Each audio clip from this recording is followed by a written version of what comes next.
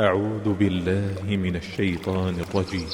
Ya, ada yang pertama orang sakit ringan, yaitu seperti sakit tenggorokan biasa atau batuk biasa, atau mungkin sakit dia punya luka gores. Maka yang seperti ini, ya, dia tetap berpuasa. Karena apa? Sakitnya tidak memberikan pengaruh ketika berpuasa. Kemudian yang kedua adalah sakit yang ketika berpuasa itu berat tapi kuat. Yang seperti ini, maka al-afdol yang lebih utama adalah berbuka. Dia tidak puasa. Walaupun jika dia berpuasa boleh. يا أيها الذين آمنوا كتب عليكم الصيام كما كتب على الذين من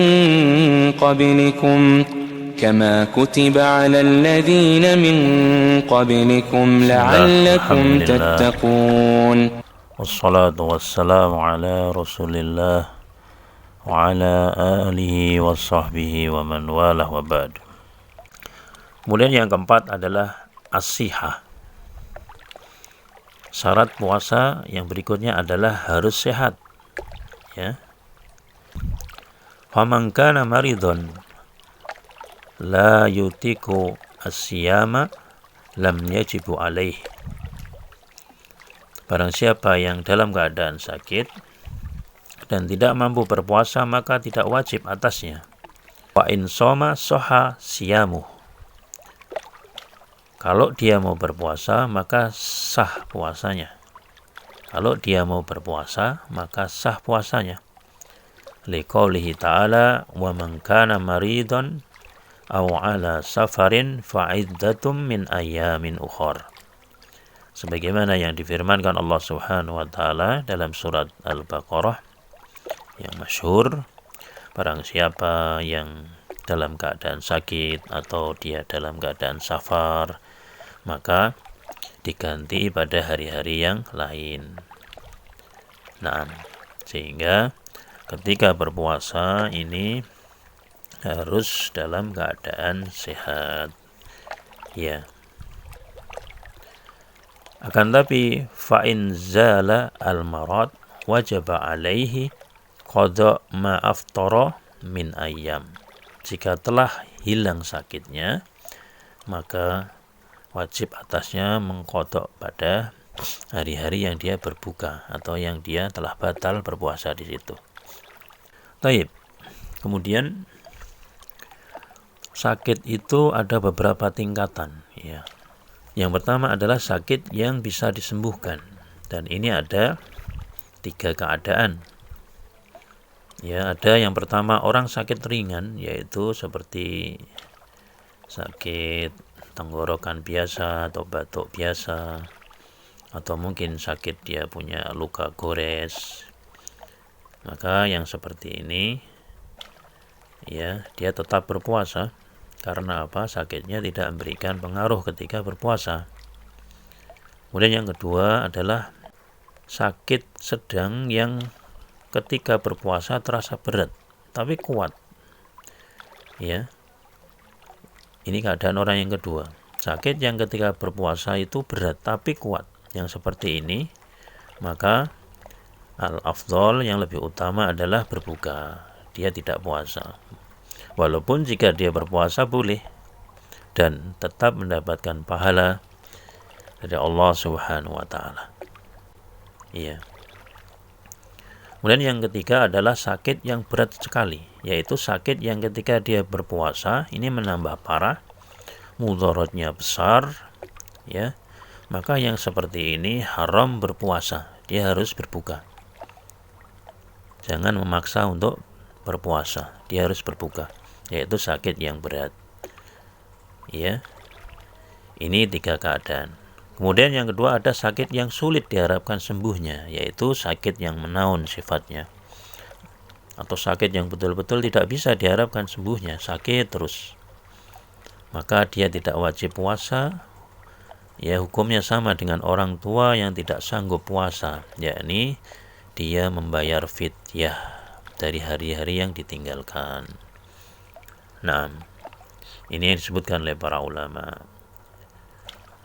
Adapun ukuran fidyah, ya, bagi mereka yang meninggalkan puasa tadi, yakni memberi makan kenyang satu orang miskin setiap hari yang ditinggalkan, atau sekitar setengah sok atau 1,5 kilogram beras. Ini boleh, yakni mengganti hari yang ditinggalkan berupa fidyah, ya, 1,5 kilogram beras, atau memasak, ya, atau membelikan makanan porsi komplit diberikan satu orang sampai kenyang untuk setiap harinya. Berarti kalau misalnya 30 hari, ya mengundang 30 orang untuk diberikan apa? Satu porsi komplit makanan yang mengenyangkan, ya. Dan ini bagi orang-orang yang sakit yang sulit diharapkan sembuhnya, maka bisa membayar fidyah mungkin di awalnya, di pertengahannya, atau di akhir daripada bulan Ramadan.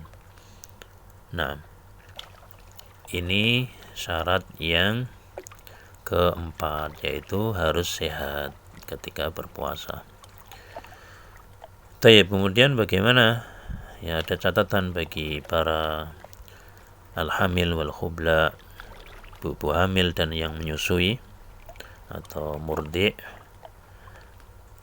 ya, yang takut mudarat ada pada anaknya dan dirinya, maka bagi mereka tidak berpuasa. Dan dijelaskan oleh para ulama, mereka mengganti puasa yang ditinggalkan pada hari yang lain. Ya, ini bagi ibu-ibu, ya, wanita hamil dan menyusui, yakni mengganti di hari yang lain. Karena tidak mungkin seseorang itu hamil setiap tahun, pasti ada waktu-waktu kosong untuk dia bisa mengganti, ya, hari-hari puasa yang ditinggalkan. Nah, kemudian yang kelima, al-iqamah.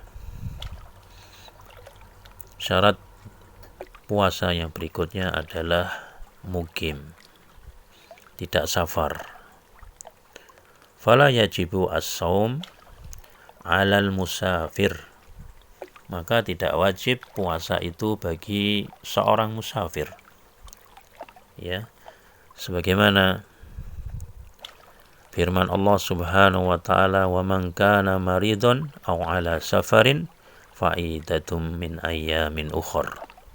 Barang siapa yang dalam keadaan sakit atau dalam keadaan safar, maka hendaklah dia mengganti pada hari yang lain.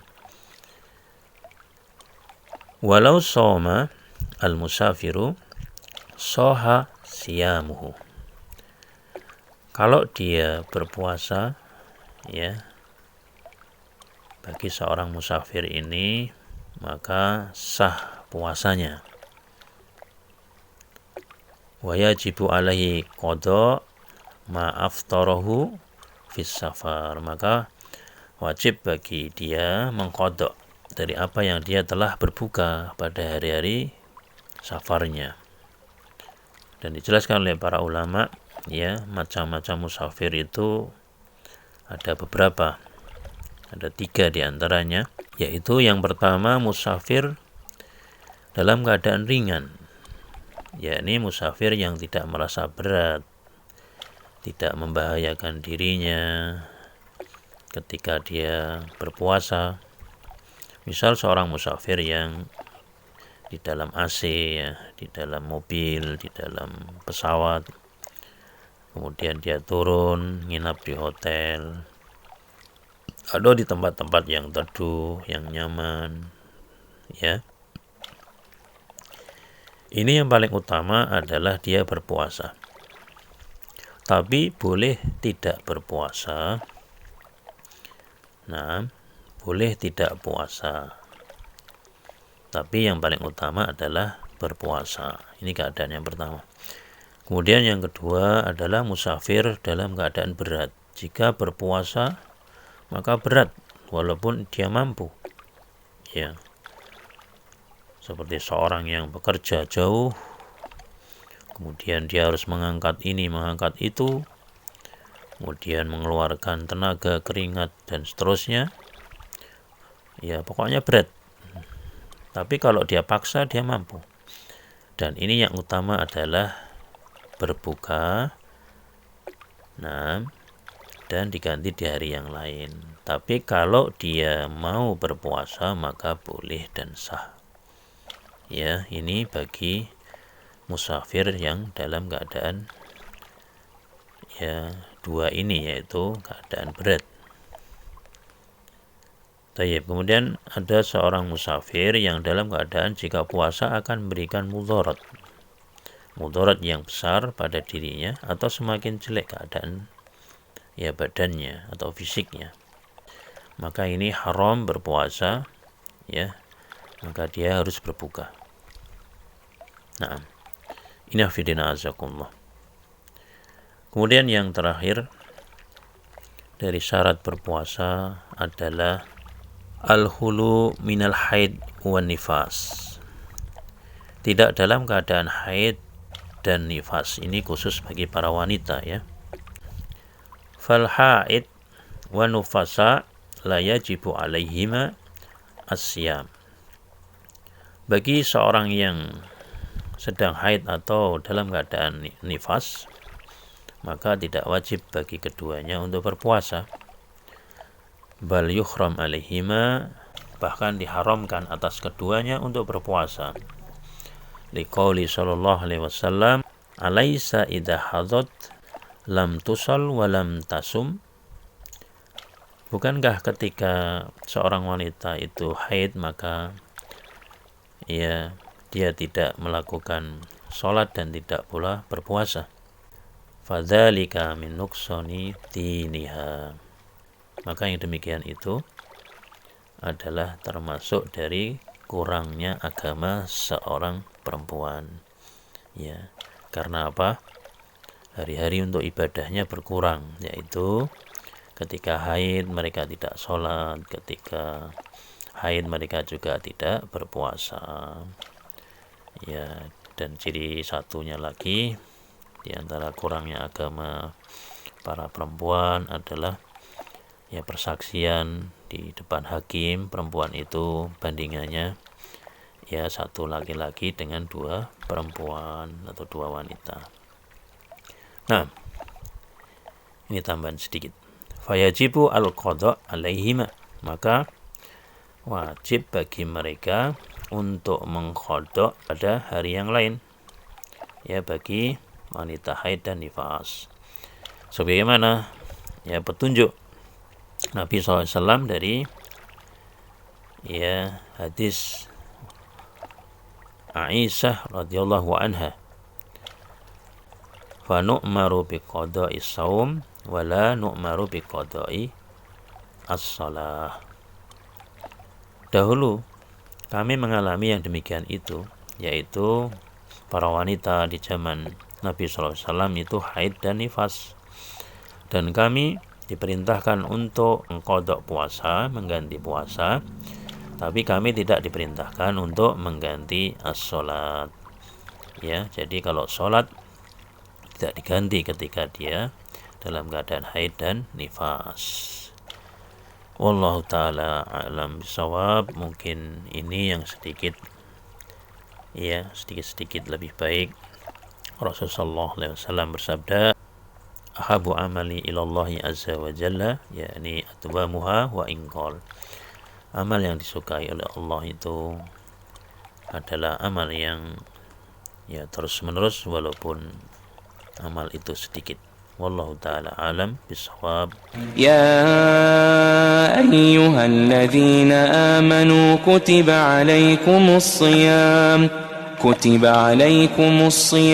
kama kutiba alal ladzina min